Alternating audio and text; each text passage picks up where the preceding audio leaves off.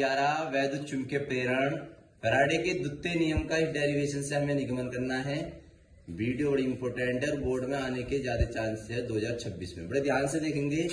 F is equal to minus F dash. F हमारा बल है और विपरीत जो लग रहा है वो माइनस एफ डैश लग रहा है।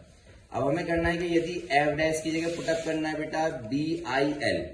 बी हमारी चुंबकीय क्षेत्र, आई हमारी विद्युत धारा है, एल है तार की लंबाई। रखने पर एफ आ गया, बराबर का निशान आ गया, माइनस का चिन्ह आ गया और एफ डैश की जगह बी आई एल। बस पूरी डेरिवेशन में आपको मेरे मेथड के अकॉर्डिंग रखने पर ध्यान रखना है।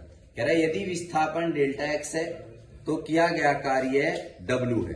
तो डब्ल्यू आ गया सूत्र according. W is equal to F into delta X. ये फॉर्मूला हमने पुटअप कर दिया।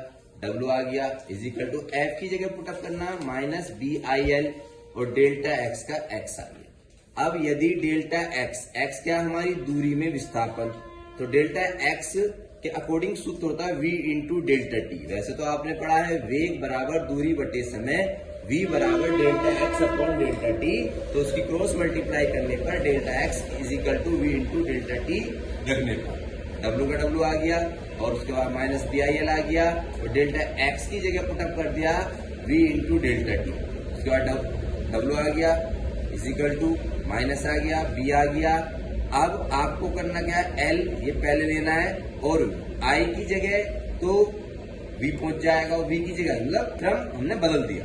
तो हम देखेंगे आई इंटू डेल्टा टी किसके बराबर था, क्योंकि आई क्या विद्युत धारा, डेल्टा टी क्या समय अंतराल, क्यों क्या विद्युत आवेश रखने पर। तो डब्ल्यू का डब्ल्यू आ गया माइनस बी एल वी क्यों आ गया।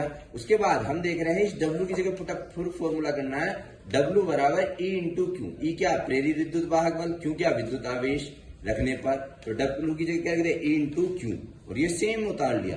क्यों गुणा कर रहा है, इधर आकर भाग करेगा, क्यों से क्यों कट गया तो ई आ गया माइनस बी एल वी समीकरण 1।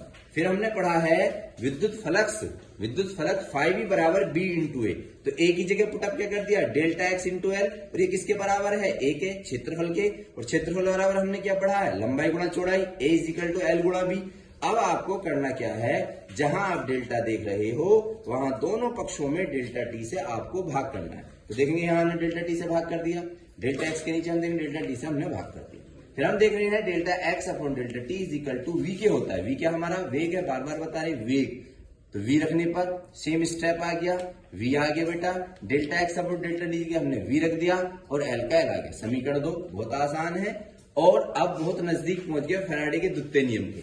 अब दोनों समीकरणों की हम तुलना कर लें या समीकरण एक को 2 से भाग दे दे। मैथमेटिक्स के अकॉर्डिंग कई स्टेप आते हैं, तो तुलना करने पर हम देख रहे हैं बिल्कुल इजी तरीका क्या है। हम समीकरण 1 में देखें बराबर से पहले ई आ रहा तो हमने ई लिख दिया। उसके बाद समीकरण 2 में देखें बराबर से पहले डेल्टा है डेल्टा टी आ गया। अब जो समान है, जैसे समान क्या समीकरण 1 में माइनस बी एल वी और समीकरण 2 में समान बी वी एल, तो ये आपस में कट जाएंगे। चिन्ह नहीं कटता है तो चिन्ह तो आ जाएगा। तो जब तुलना कर रहे हैं तो बराबर के इधर वाले स्टेप में हम देख रहे हैं बी एल वी से बी एल वी भाग हो गया, कट गया।